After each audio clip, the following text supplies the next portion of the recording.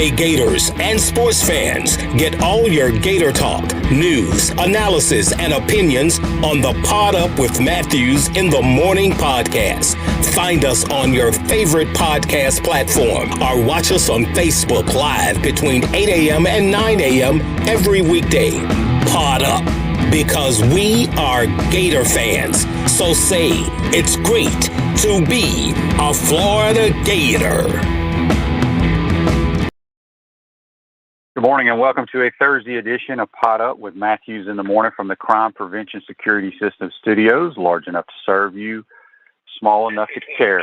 It's Thursday, you know what that means. That means we'll be joined by our college football analyst, Brent Beaird, go around the country, what's going on in the transfer portal, and some news and notes there.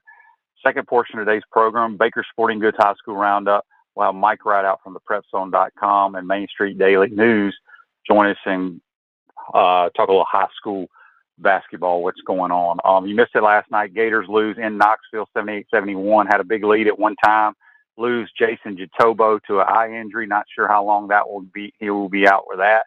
Thought they played extremely hard, made some shots finally, but just were overmatched by Tennessee last night. We'll take your comments and your questions on Facebook Live, brought to you by Melton Law. If you want to shoot us a text, the Titan MR text line. But let's head on over to the Titan MR text line, and we're joined by our college football analyst, Brent Beaird. You can follow him on Twitter at Brent Beaird. Good morning, Brent. How are you? Shane, I'm doing well. Good to be with you. I saw a lot of that game last night, too. They got a little testy after the game. Fortunately, they were able to separate them, but Tennessee's a really good team. I mean, they're a tournament team, and frankly, a fairly high seed at that. But I know it's been a tough week between the having to go to Ole Miss and then Tennessee. And then we've got the SEC Big 12 Challenge for a lot of the teams coming up this weekend. Yeah, we do. It's going to be exciting. You know, I said yesterday on the program that the college basketball so-called experts think the SEC and the Big 12 are probably the two best conferences in the country. And boy, it should be a fun Saturday if you enjoy watching college basketball. Brent, let's go ahead and switch gears to college football. Obviously, that's your bread and butter. I talked about it yesterday, but I know people may not be aware, but you grew up in the state of Alabama. You're an Alabama guy. Yesterday was the 39th anniversary, so to speak, of the death of Coach Bear Bryant. I think what's amazing here is that we are 1 year away from him being gone for 4 decades. That's amazing, isn't it, Shane? When you think about that, Wednesday, January 26th was the time that he died of a heart attack in Druid City Hospital. And frankly, in his, I think he was 69, which Shane gets younger to me every day. He probably does to you too, but yes, he will obviously always be a fixture in SEC football. So just wanted to make mention of his death, and I'll be very interested to see what media do next year after 40 years to commemorate his death. And even though he's been gone that long, his shadow, shall we say, will always be over SEC football to some degree. Absolutely. Well, the ACC is releasing its football schedule this week coming up. It seems kind of late for that to me. Am I wrong there? Well, no. And frankly, Shane, you remember the SEC used to do the same thing, but the SEC now, for some reason, has their schedule released like in October. So the ACC will be out on Monday, and that will be at 7 p.m. I imagine they're probably doing it on the ACC network. So just wanted to mention that to our listeners. Obviously, there's SEC teams involved in the ACC scheduling, so they might want to mark that down to be aware of it. Yeah, we're speaking with Brent Beaird here on the Titan MR hotline. Larry Bloomstein, who I think is a big been involved in recruiting for many years, has been ill for a while, but he's doing better, correct? Yeah, we're glad to see that. He has been in ICU. He is off a ventilator, progressing, eating a little bit. There's a GoFundMe for him too. They've raised like 55,000. If people want to get in touch with him, it's at Larry Bluestein, BLUSTEIN. He has just been a recruiting figure that people have known about for years and read his work. So the main thing is we're just glad he's doing much better. I know a lot of people who are watching and listening, Shane, are aware of what he has done over the years, and certainly hope that he will be able to continue his good work, and glad that he's doing better. Absolutely. All right, Brent. So this is the portion of the program every Thursday. I always want to hear what's going on, but it's about the transfer portal. Obviously, yes. They're now ranking the transfer portals players that go to specific schools. So give us a rundown of the top rankings of the transfer portal movement right now. Well, this is almost amusing, but it's kind of gotten necessary. You can go to 24/7 Rivals or On3, the big recruiting sites, and get the what recruiting sites used to mean was basically limited to high school seniors and where they were going. Now we've got the transfer portal rankings, and frankly, these change about every day. I don't mean sometimes every hour. Now this was this week, just about 3 days ago. LSU was 1, Southern Cal 2, Ole Miss 3, Arkansas 4, Florida State 5, Oklahoma 6, South Carolina 7, Texas 8, Florida 9, Alabama 10. So, and again, I saw yesterday where for a short period of time, Southern Cal was 1.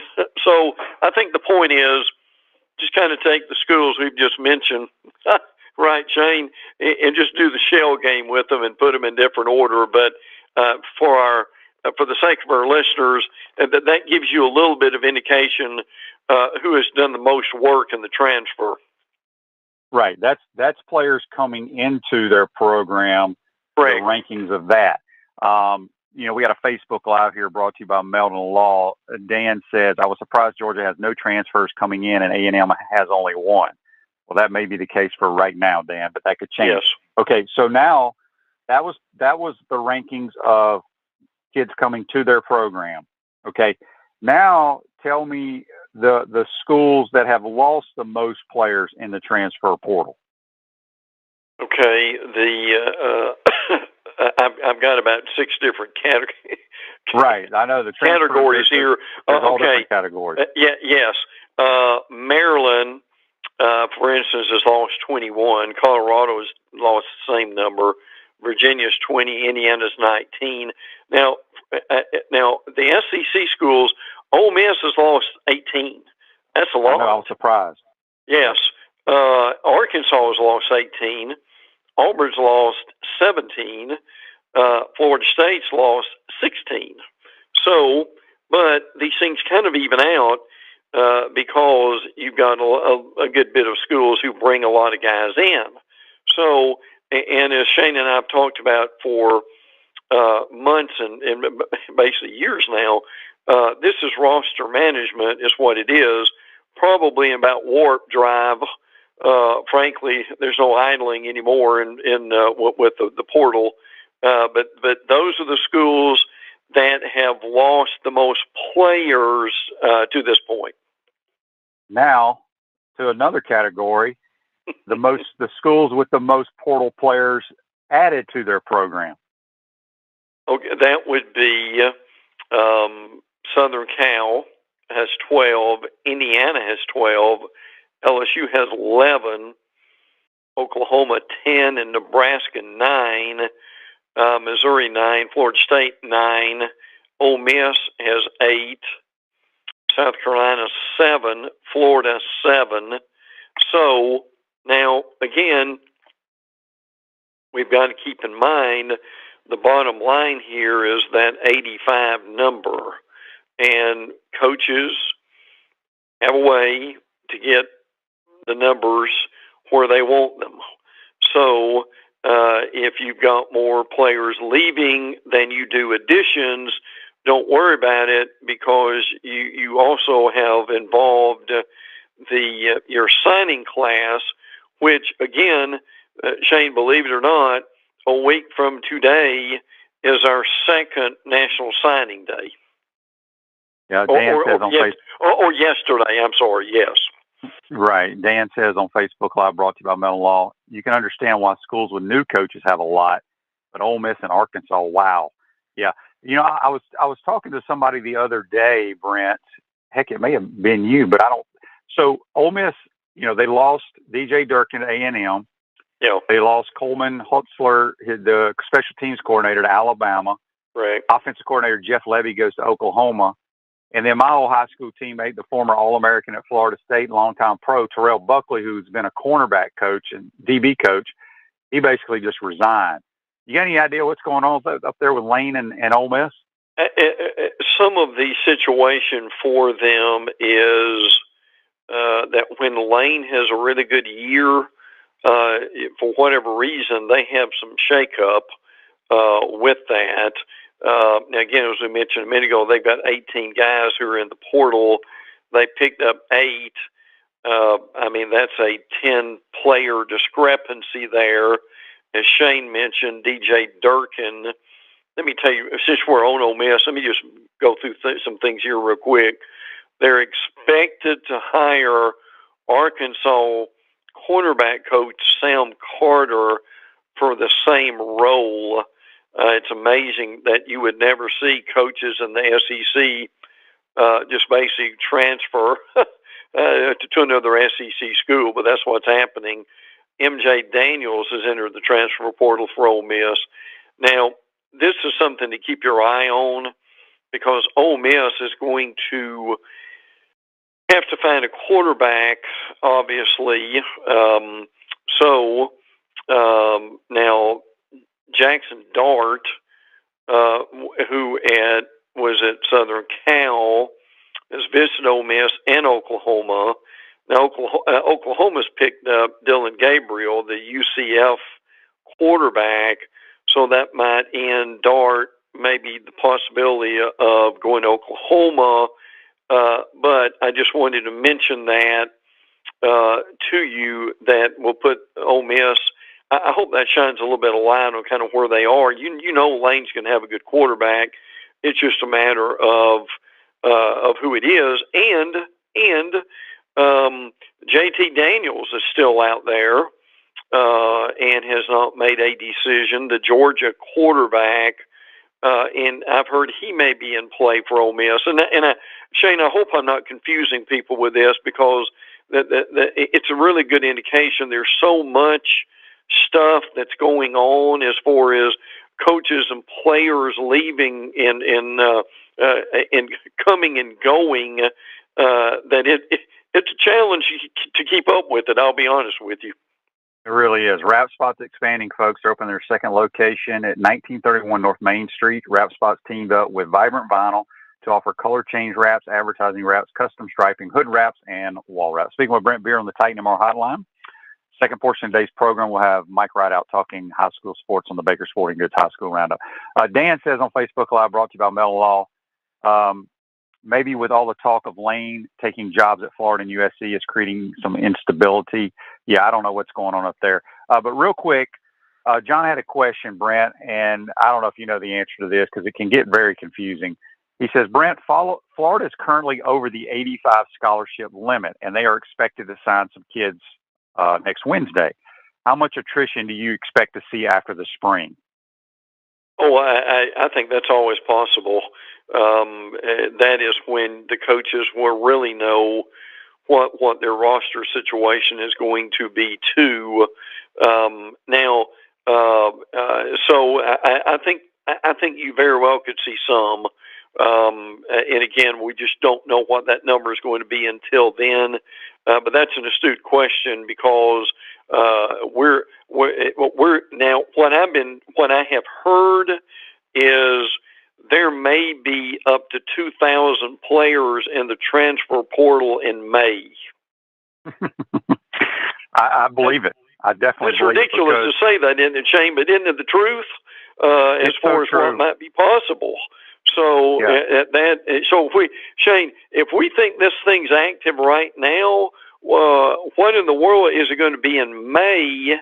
And now here's another thing to keep in mind, and which I think this is a good thing, is in doing research on the schools. One of the things that I saw, and I won't go back and look at the dates, but several of these schools have drop ad, which basically means that's your last time you can get into school for this semester or quarter, whatever you're on. And for some schools, that's tomorrow. In other schools, it's next Friday. So don't be surprised if a lot of this stuff heats up again, because if you're a coach, Shane, don't you want these guys in for spring to kind of let them adjust during that time? So these next 2 weeks for academics, and we can never forget that these guys still are in college, and they've got rules when you can do certain things. So keep that in mind the next 2 weeks. Yeah, after spring ball, there's going to be, as you said, there's going to be tons of kids going to the portal, because I can tell you right now, Florida's going to sit with 6 scholarship quarterbacks. Right. And nobody has 6 scholarship quarterbacks on their roster anymore. Correct. Dan has a question here, and I do not know the answer to this. Maybe you do. Don't they have to sit out now if a kid signs after May 1st? I guess he's referring to if a kid decides to transfer after spring ball, goes into the portal, signs with the school, does he have to sit out that year? I don't think he does unless they change the rules. Let me explain that. You get the one free transfer, and then if you're transferring after your one free one is over, or you've already done that, you would have to sit out on your, if it's another transfer. So, and frankly, that makes sense. You can't just transfer to 4 different schools and be immediately eligible for every one of them. There's got to be some semblance of sanity here. So that's a good question. That's my understanding is, yes, you get the free one, and if you want to transfer yet even again to your 3rd or 4th school, at that point you've got to sit out a year. Yep. Let's see here. John says, does Napier make extra room if he sees a DL in the portal he wants? Absolutely he does. Sure. They'll find a way. If they find players they want, they'll make it work. All right, Brent. Right. So there's a new chairman ahead of the college football playoff committee. What do you think about him? Well, I mean, at this point, is he going to be any different than anyone else? Boo Corrigan, the NC State athletic director, is the new chairman, replacing Gary Barta, who completed his 3-year term. They do have some new people on the committee. Navy athletic director Chet Gladchuk, and how about Jim Grobe, who used to be at Wake Forest, is now on the committee. Michigan AD Wade or Ward Manuel, and Kelly Whiteside, the longtime sports writer for USA Today. Now, Shane, I'm curious your answer to this. To me, it would be fascinating to be on the committee as a member, but I can tell you, I'm not sure I'd want to be the chairman and try to explain those committee decisions to the media. No question about it. The Big Ten, they're talking about maybe doing away with their divisions because I think one side is just so much stronger than the other. Yes. But also this silly alliance. There's still some news out there. Tell us what's going on with the Big Ten. Well, and this is something to pay attention to for all conferences, and I'll be brief on this when we get to our schools. but the Big Ten is considering redoing their schedule that would eliminate divisions and would reduce conference play. Now get this is important, reduce conference play to 8 games. So, and this is Iowa Athletic Director Gary Barta, who we just talked about. He mentions this. Now, I'll explain this real quick. The Big Ten plays a 9-game conference schedule, 6 divisional and 3 cross-divisional. But the league could reevaluate this after their, now get this, after their media rights expire following the 2022 season. So what that tells me is that they're positioning themselves for the expansion of the playoff. The Lions, as Shane mentioned, is the Big Ten, the ACC, and the Pac-12, which basically they formed after they got mad at the SEC with Oklahoma and Texas joining them at that time. Now, what Shane said a minute ago, and this is fascinating, no Western Division team has won the conference in 8 years since the format was introduced in 2014.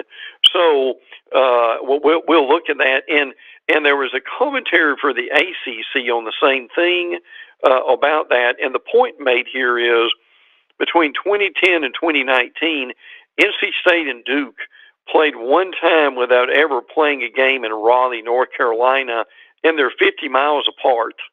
So scheduling will certainly be looked at.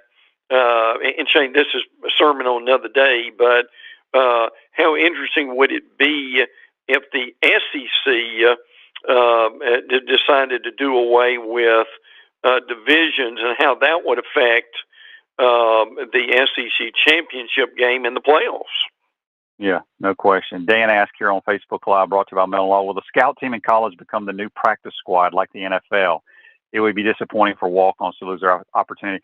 What's going to happen is, like Billy's trying to get 50 walk-ons, so you have about 135 on the roster. Right. But preferred walk-on is similar to kind of similar to a scholarship guy, but you only get 5 of those. But what Billy Napier is going to do with his walk-on program, he's going to have guys that actually played high school football. Take nothing against some of the kids that I know that were walk-ons when my kid was a walk-on at Florida, didn't even play high school football. They were like just kids just coming out. And I don't know what the reasoning behind that was, but I think it's going to be a totally different type of walk-on program under Billy Napier. So anyway, let me see here. I was looking at a couple of other Facebook Lives. But Brent, let's go ahead and jump into the number one free agent out there, Caleb Williams, the former Oklahoma quarterback. It was talks that he was possibly going to go to Georgia, but now there's 3 other schools in the mix. Yes. That supposedly it's come down to. One of them, I have no idea what in the world he is thinking. Well, and the one Shane's talking about is Wisconsin. Wisconsin that would be the dumbest thing ever. Yeah, and there's a lot of truth to that, because you've got a guy who is one of the best quarterbacks in the nation, and he goes to a school that primarily runs the ball. Now, my understanding is the reason this came up in the first place, and this is something Shane's told us over the years, is it all comes down to relationships. And Caleb Williams' family and one of the either incoming or one of the current Wisconsin coaches have a really good relationship. So that's where that comes from. The other 2 schools are LSU and Southern Cal. A lot of people thought that Caleb Williams would have already decided to go to Southern Cal with Lincoln Riley, obviously with their connection, and because he would have a better name, image, and likeness deal in Los Angeles. Well, what's also happened is LSU's making a big push too. So again, Caleb Williams, a former Oklahoma quarterback, LSU, Wisconsin, Southern Cal, and that's one to watch. Yeah, John says, didn't Wisconsin add his coach from OU? I'm not sure which coach that will be, but I can tell you this. There is no way in the world, if I'm a quarterback, that I'm going to play for Wisconsin. No. Zero chance. That would be the biggest mistake he's ever made. All right, Brent. Man, are there some good non-conference games in 2022. I didn't really realize this until you sent it to me. and some of our listeners may not be aware, but boy, there's some good football games. There really are. Oregon and Georgia play in the opener in Atlanta, and the amazing thing about this is you've got Dan Lanning. This reads like a movie, doesn't it? Dan Lanning goes from Georgia to Oregon. Bo Nix goes from Auburn to Oregon, and they very well may end up playing and facing Georgia. So it's interesting. Florida and Utah, obviously, one we've talked about. Here's one that we haven't talked about, which is fascinating. Arkansas plays Cincinnati in the opener. You've also got an opener of Florida State, LSU, and New Orleans. Now, that's going to be on Sunday night, September the 4th. That'll be fun. Alabama goes to Texas on September the 10th. Tennessee plays at Pitt on September the 10th. Auburn has that Penn State game at Auburn on September the 17th. Texas A&M plays Miami on Saturday, September the 17th. That's a very intriguing game with Mario Cristobal. And how about Arkansas at BYU on October the 15th? So, Shane, how about Arkansas with non-conference games against Cincinnati and BYU? Yeah, that's pretty tough. There's no question at all. We got a couple of texts here on the Titan MR text line from Alan in Atlanta. He says, Shane, based on your experience, does the new coach, new offense combination, quote, level the playing field for the QBs? Everybody starts at the same spot to allow the best fit to shine and rise to be the leader. Is that valid? Yes. That's exactly what happened when Steve Spurrier took over. And that's what any new coaching staff will do. They will have a level playing field for spring and see who comes out of it. Alan also sent another text here, and I believe I can answer this. I could probably be wrong, but Alan says, so how many players can Ole Miss or Arkansas sign? I thought everyone was capped at 25 per year. Can they sign 25 and then an additional 18 to replace those that are leaving to the portal? They can, right, Brent? As long it doesn't matter. You can have 85 scholarship kids on your roster. Yes, and that's a great question. The number to keep in mind, as we've talked about for years, is 85. That basically is what you're working with now. Normally you're capped at 25, but with the COVID situation, I've got to double check this. My understanding is if you've had a certain number of transfers, you can actually sign up to 7 more. We'll get that straight for next week.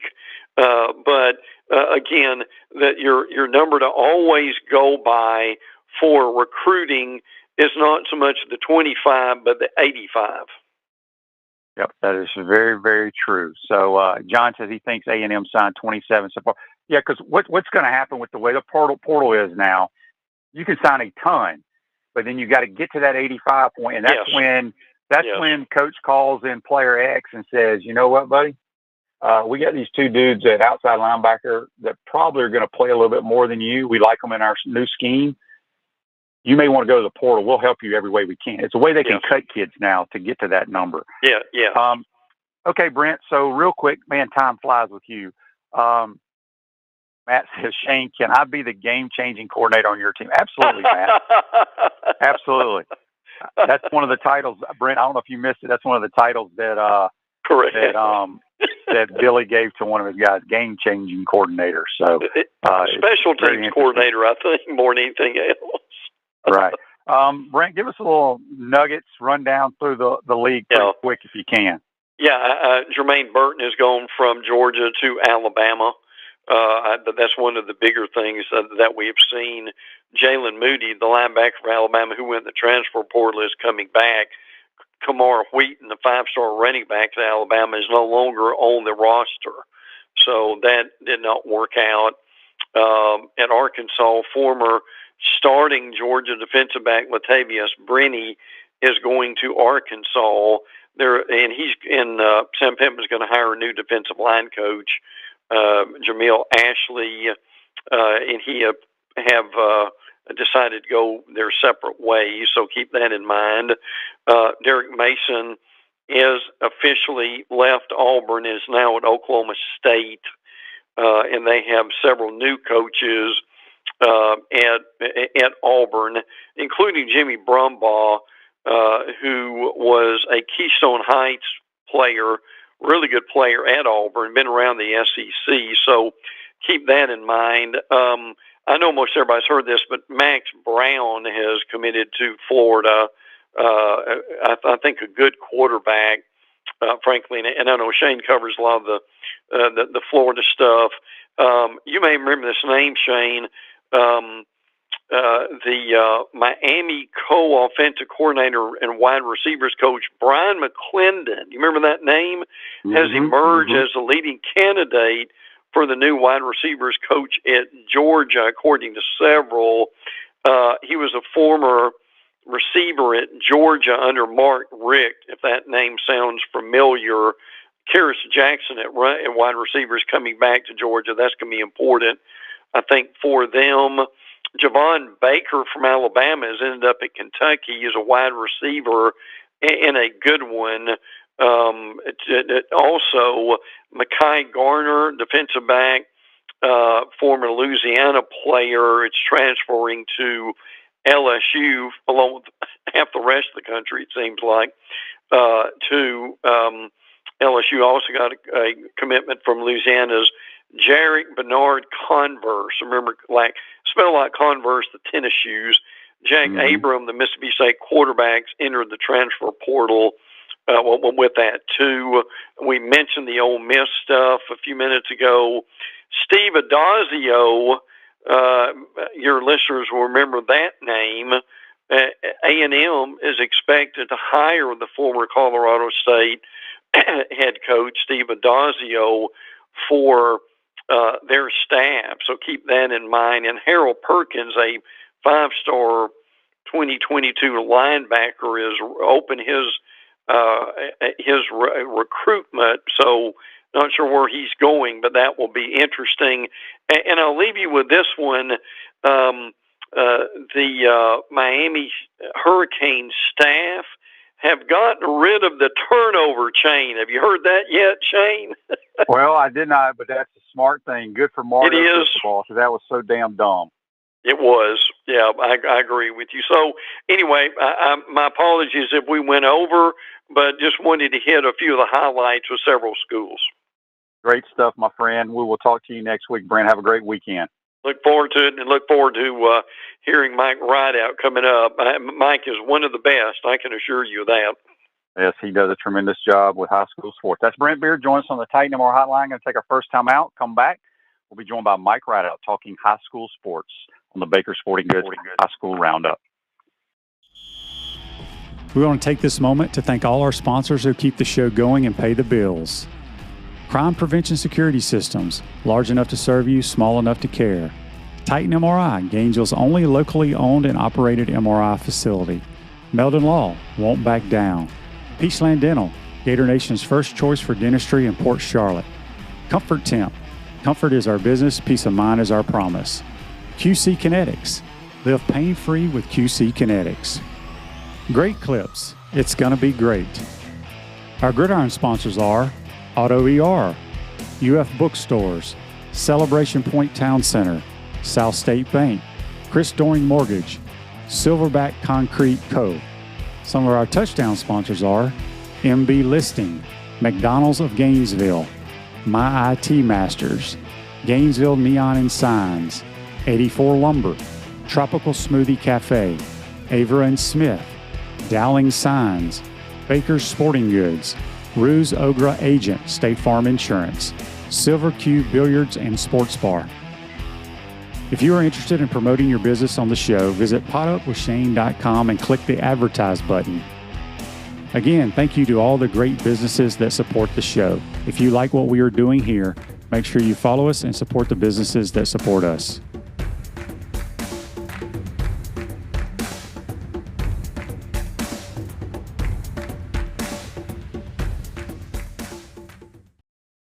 Welcome Welcome back to the Crime Prevention Security System Studios, large enough to serve you, small enough to care. At South State Bank, we understand that small businesses need a community business partner that they can rely on. South State has 4 convenient Alachua County locations. South State Bank, banking forward, member FDIC. I want to thank Brent Beaird for joining us on the Titan MR Hotline. We're now going to go back to the Titan MR Hotline, and we're joined by the main man for high school sports from the PrepZone.com and Main Street Daily News, Mike Ridaught. Good morning, Mike. How are you, buddy? I'm doing great, Shane. Thanks for having me again. It's been a little while, so I appreciate it. Yeah, absolutely. We gave you a little time off, Mike. I know you've been very busy, but we're in the swing of high school basketball, and then, believe it or not, baseball and softball start in a couple of weeks. But first, let's talk girls high school basketball in the North Central Florida area. Just kind of give us a rundown, some of the teams that are playing well right now and may have a chance at some going the distance in postseason play. Yeah, and if we extend that a little bit further, Shane, to Northeast Florida, because, you know, we still have our regional all classification rankings at the PrepZone, and St. Augustine High School, 19-0 right now, class 5A school. They're on top of our rankings. Bishop Kenny out of Jacksonville is ranked second in our poll. They're ranked, I believe, second in the state in class 4A, 25th overall in Florida. As far as a little closer to home, Hawthorne, once again, Lady Hornets having a good year, 12-3. They're ranked third in the state in Class 1A. They recently beat Gainesville, 68-61. Gainesville's a team that's receiving votes in our rankings. We'll have our new rankings coming out in a couple of days for girls basketball. We just released our latest boys basketball poll, and we'll get to that in just a moment. But another team closer to the area down in Ocala, Trinity Catholic, having a pretty good year, 18-4 this season. So looks like we have a couple of area teams that have a chance to make a little bit of a run. Denellen, another team inside our top 20, Lake City, Columbia. Even though their record, they have a losing record, you know, they've played a really tough schedule. I mentioned GHS. Trenton, this is the last year for Bryant Fry, their head coach. So we'll see if they can make a run in Class 1A.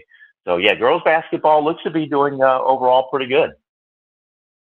We got a question here for you, Mike, on the Facebook Live brought to you by Meldon Law. Before we get into boys basketball, John asks, Mike, what does this new FHSA football proposal mean? All I hear is metro against rural.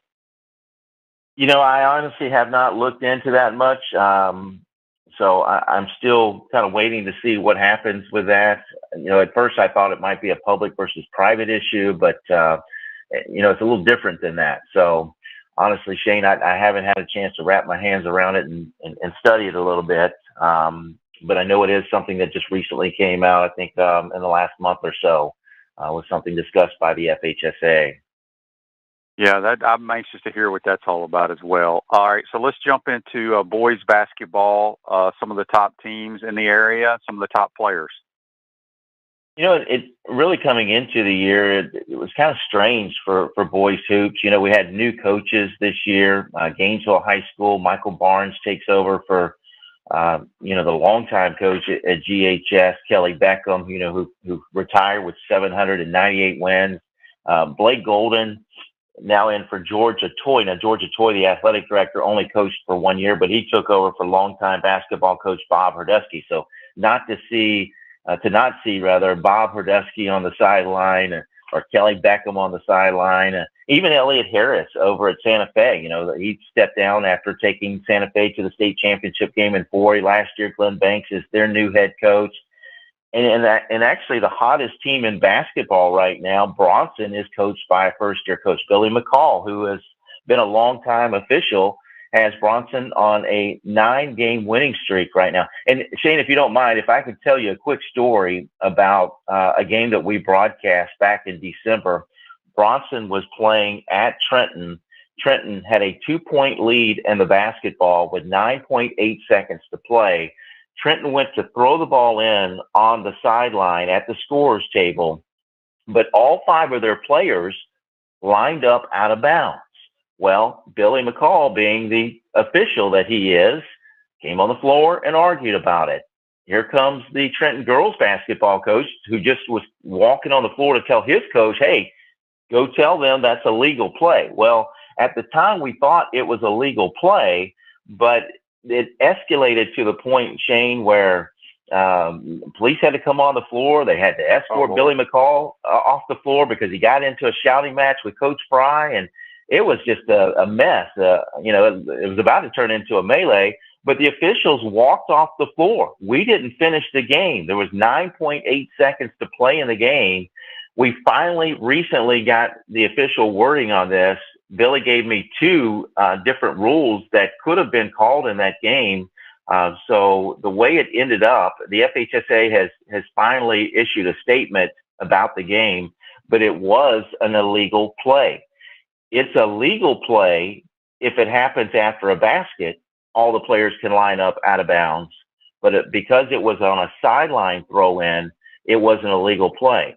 So the FHSA released their statement stating that basically that the game is suspended. It's not considered completed.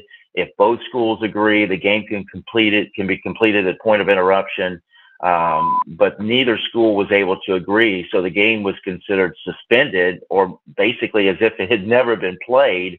It ends up being, just a non-game, a 2-point game. So the two teams played again. We were like, okay, for sure, we're going to broadcast the rematch last week. With all the drama surrounding it. By then, a lot of the drama had been taken out of it, because so much time had passed. But it was a great game that we broadcast. Ended up being, this time, a 2-point game in the favor of Bronson. Bronson was able to win the game. How about this, Shane? Trenton loses the game by 2, 70-68, despite hitting 15 threes in the game. 15 threes in a losing effort. Yes. So, yeah, one of the more bizarre endings that you'll see, that's the thing I love about sports is just when you think that you've seen it all, something new happens. So the strangest of things. I wanted to share that with your audience because I had never been involved in anything like that. And I learned something new, that it was not a legal play. But, I mentioned Bronson. They've won 9 games in a row, Shane. They're actually ranked 14th in Class 1A, but there are 5 area teams ahead of them. 6 if you want to throw in Wildwood, because Wildwood's in the same district as Hawthorne. But Newberry at one time was ranked number 1 in the state. They're currently ranked 2nd in the state. Stark Bradford is ranked 5th in 1A. These are rankings based on Max Preps. Hawthorne is ranked 6th. Wildwood is ranked 8th. Williston is ranked 9th. And Trenton is ranked 10th. So think about that for a moment. Newberry, Williston, Trenton, and Bronson are all in District 7.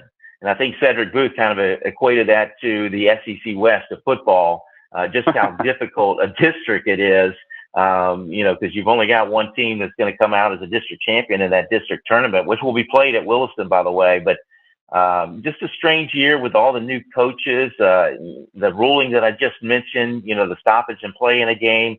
Bronson has won as many games in a row as Hawthorne has played. Hawthorne's had some COVID issues. They've only played 9 games this year. So, yeah, just kind of a strange year in basketball, but I can't complain. Our very first broadcast of the year, Santa Fe Gainesville, went into overtime. I mentioned the 2-point game that was stopped with 9.8 seconds to play. We broadcast the game last week. That was a 2-point game. I broadcast Gainesville-Buchholz, which was a 1-point game. And by the way, those two teams will play at Buchholz tomorrow night. So we'll see if Buchholz can get the win. GHS has dominated that series, though. And kudos to, Michael Barnes and what he's been able to do, Shane, in his first year. He's gotten wins against PK Young, Buchholz, and Eastside in his first season. So overall, it's been a really good year for Gainesville. Blake Golden, they've kind of played a tough schedule there at Buchholz, but, they've got Gainesville at home. But in this series, it's pretty much been all Gainesville. Gainesville, with that 1-point win, has won 2 in a row in the series, but they are 28-5 against Buchholz since 2006. Really hard to believe. Yeah, that really is. So you would say the best overall boys basketball team. I think Trinity Catholic has a pretty good squad down in Ocala. Would they be the best, or am I missing one? Yeah, now Trinity Catholic is not in the Main Street coverage area, but they are in the PrepZone coverage area. So if you were looking at Gainesville and Ocala, for sure, you would have to say that Trinity Catholic is the best team. But here's something to consider, too. Now, I was thinking about this last night. Even though Gainesville recently beat PK Young, and it was a close one, 48-45 on January the 19th, PK Young led that game by 13 at the half. If they win that game, they sweep GHS. As it was, they ended up splitting that series. But PK Young actually beat Trinity Catholic. So there seems to be some parity in basketball this year. But, yeah, I would agree that Trinity Catholic has to be up there. We've got them ranked in the top 10 of the PrepZone Power Poll. We rank the top 20 high school basketball teams across 26 counties, by the way. And the number one team is Andrew Jackson out of Jacksonville. They just knocked off defending state champion Bartow. They beat nationally ranked Orlando Christian Prep. They're 18-2. They've been in the Final Four 2 out of the last 3 years. They're a clear-cut number one. But Fleming Island out of Orange Park is number 2. Only one loss this year, and I believe that was to Jackson, if I'm not mistaken. But they are in the same district as GHS, which makes for a tough district. And, Forest is another team out of Ocala, Shane. I would put Trinity Catholic number 1, but Forest 16-6 this year. They've got a new coach in Mike Hoffman. Fleming Island, Forest, Lake City, Columbia, Buchholz, and Gainesville, all in the same district, 6A District 3. So as good as that 1A District 7 is, boy, this is really good, too, with Fleming Island, the number 1 team in the state, and a 16-team win Forest, a 14-team, 14 wins for Gainesville. Buchholz, which played Gainesville to a 1-point game. Don't count Columbia out, coached by Steve Faulkner. It's a really tough 6A District 3. Well, good stuff as always. Let everybody know how they can listen to your broadcast and check out all your stuff on Main Street Daily News, Mike. Yeah, I appreciate it, Shane. We've got 2 broadcasts coming up on Friday. I'll be on the call of Gainesville at Buchholz along with Cam Parker. That's a 7:30 game. We'll be on the air at 7 o'clock on 106.9 FM. You can also get it online at imcountryradio.com. And we also have an audio game of the week. Our audio game of the week should be a good one, too. It will be Hawthorne at Eastside. So an Alachua County showdown. Eastside's struggling this year. Pop Williams' team, after winning 20 games last year, has only won 4 games this year, but they've been competitive in their games. They just lost last night to North Marion, another team, from Marion County. I think North Marion's 12-8 this year, but right now they're on top of that 4A District 4, which includes Santa Fe, state runners up last year, Denellen and Palac and so forth. But that game also at 7:30, 7:15 pregame. You can listen to that one online at mainstreetdailynews.com. So a couple of really good basketball games coming up on Friday night. Before we let you go, we got a Facebook Live. It's a homework assignment for you, Mike. Okay. John says, Mike, please come back after you get the football proposal figured out. All right, 10-4. You got that. Well, I've been, to be truthful, I've been engulfed. I know I'm talking a lot about basketball, but right now we are working on our all-area football teams. We'll be releasing those. Next week we'll be collecting photos, so we'll be releasing our all-area football teams at mainstreetdailynews.com the week of February the 7th. We'll do it all week long, small school and big school, plus the coaches of the year as well. So I will definitely put that on my homework assignment. All right, great stuff, Mike. We appreciate it, buddy. All right, Shane. Thanks for the time. Have a great day. Absolutely. That's Mike Ridaught. Join us on the Titan MRI hotline. At Chris Doring Mortgage, they do mortgage lending right, helping home buyers throughout Gainesville and North Central Florida. Call Chris Doring Mortgage today at 352-244-0840. We're going to take our second time out. Come back. Got some Facebook Lives and some Titan MRI text I got to get to. You're watching and listening to Pod Up with Matthews in the morning. We want to take this moment to thank all our sponsors who keep the show going and pay the bills. Crime Prevention Security Systems, large enough to serve you, small enough to care. Titan MRI, Gainesville's only locally owned and operated MRI facility. Meldon Law, won't back down. Peachland Dental, Gator Nation's first choice for dentistry in Port Charlotte. Comfort Temp, comfort is our business, peace of mind is our promise. QC Kinetics, live pain-free with QC Kinetics. Great Clips, it's gonna be great. Our Gridiron sponsors are Auto ER, UF Bookstores, Celebration Point Town Center, South State Bank, Chris Doring Mortgage, Silverback Concrete Co. Some of our touchdown sponsors are Campus USA Credit Union, Adams Rib Company, Doreen Wiebe Realtor, Caldwell Banker MM Parish, Gator Dominoes, Celebrate Primary Care, Gator Bait Media, Wrap Spot, Okito America, Gators Dockside, Style Cuts, Big Mills Cheesesteaks. If you are interested in promoting your business on the show, visit potupwithshane.com and click the advertise button. Again, thank you to all the great businesses that support the show. If you like what we are doing here, make sure you follow us and support the businesses that support us.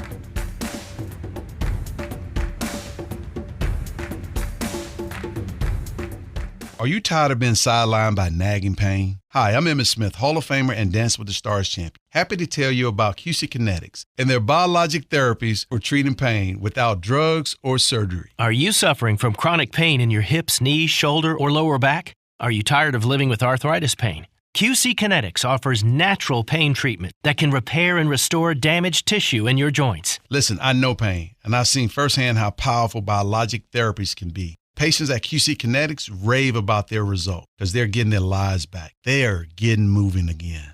These exciting regenerative treatments used to be available only to pro athletes like Emmitt.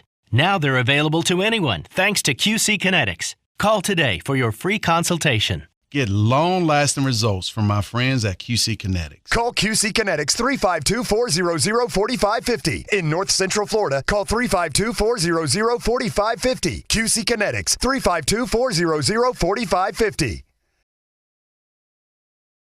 Welcome back to the Crime Prevention Security System Studios. Celebration points where the Gators go to celebrate with premium brands like Nike, Regal Cinemas, Le Macaron, Dave & Buster's, Medici's, Palmetto Moon, and the HBC's restaurant Spurrier's Gridiron Grill, now serving brunch on Saturday and Sundays. We'll see you at Celebration Point where the Gators go to celebrate. I want to thank our good friend Brent Beaird, our college football analyst, for joining us on the Titan Tomorrow hotline, as well as Mike Ridaught from the PrepZone.com and Main Street Daily News, talking a little high school sports on the Baker Sporting Goods High School Roundup. We got a couple of, I want to get to this day in sports, brought to you by our good friends at Comfort Temp. Comfort is our business, peace of mind is our promise. Comfort Temp's now hiring a $1,000 signing bonus for qualified positions. Give Comfort Temp a call, 352-376-2366. This day in sports, back in 1894, the first college basketball game was played. The University of Chicago beats the Chicago YMCA 19-11. They had a struggle scoring the ball into the old peach basket that night. Must have been a difficult elements to play. But that's brought to you by our good friends at Comfort Temp. We got some Facebook Lives here. Actually, I got a Titan MR text line, a text I need to read real quick. I don't know who it comes from, but it basically says or asks, with the NIL, will college players negotiate their contract every year? I don't know if it's so much negotiation, but yeah, I think that's going to play a part of it. Technically, the way it works, again, people, you cannot, Billy Napier can't walk into a parent's house and say, hey, if you sign with us, car dealer X will give you $100,000. All that stuff has to be negotiated outside. Coaches cannot have anything to do with that. Andy asked, Shane, did you see that the Chiefs fans raised over $178,000 for the Buffalo Children's Hospital that Josh Allen supports? More than 9,800 donors, most of who donated $13. Lots of respect for Josh Allen and Casey. Oh, that's awesome. I'd heard a little bit about it. I didn't really understand what it was about, but I believe the Chiefs fans each paid $13 because of the 13 seconds to this children's. That's awesome. That is awesome. Kudos to the Chiefs Kingdom out there. Big game for them. We'll break that all down tomorrow on the AFC and the NFC championship games tomorrow. Dan says on Facebook Live, brought to you by Mental Law, I found an interesting NIL website that ranks the value of players based on followers on social media. Interesting read. Yeah, it's quite interesting. Rick says now it's up to over $200,000 at the Children's Hospital. That's great. And Rick says the Main Street Daily News van was in his neighborhood yesterday. Maybe they're trying to get you to be a correspondent for them, Rick. You could be a correspondent or a photographer for Main Street Daily News. Hope you enjoyed today's program, folks. Today's show is a wrap brought to you by Wrap Spot. Enjoy your day. We'll see you tomorrow. Trying to get the fans fired up. 2nd down and 10. Matthews rolling to his right, in trouble. Can't find anyone. Now he throws it for Harrison Houston, who makes the catch. He's in the open field. Harrison to the 20. They're not going to catch him. Touchdown, Gators!